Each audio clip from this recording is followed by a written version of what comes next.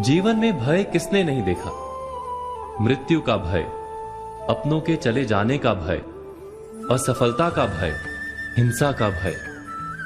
हम जानते हैं कि इस भय या डर के कारण हमारी मति मारी जाती है, बुद्धि चकरा जाती है, हम उचित निर्णय नहीं कर पाते और अंत में जिस बात का डर होता है हम स्वयं उसे सच कर देते हैं। हम जीवन भर भय या डर से लड़ते रहते हैं, किंतु भय से छूटने का कोई उपाय नहीं मिलता। किंतु क्या हमने डर के विषय में विचार किया है? डर वास्तव में क्या है? जिस बात का हमें डर होता है, क्या वास्तव में वही डर का कारण होता है, या डर हमारे मन का भाव मात्र है जिसका वास्तविकता के साथ कोई संबंध नहीं? डर सदा ही भविष्य से लगता है, भविष्य में कुछ अनुचित या अघटित ना हो जाए, जीवन का स्वरूप कहीं बिगड़ ना जाए, यही होता है ना डर।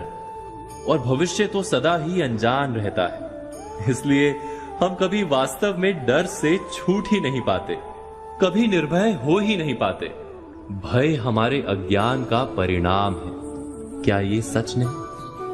गहराई से विचार करने पर हम तुरंत ही जान पाएंगे कि हम जिस अघटित या अनुचित की चिंता में रहते हैं वैसा हमेशा तो होता ही नहीं। भविष्य का क्रम तो हमारे डर से अनजान अपने मार्ग पर चलता रहता है। भय के कारण भविष्य नहीं बदलता, केवल हमारा मन रोग से भर जाता है।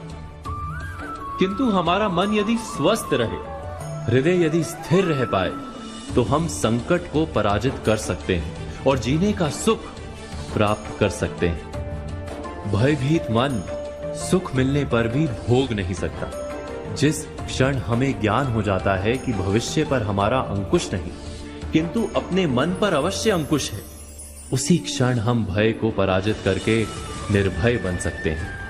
केवल इतना ही ज्ञान आवश्यक है कि भय किसी परिस्थिति का नाम नहीं, हमारी मनस्थिति का नाम। मन की दृष्टि में परिवर्तन करने से हम निर्भय हो जाते हैं।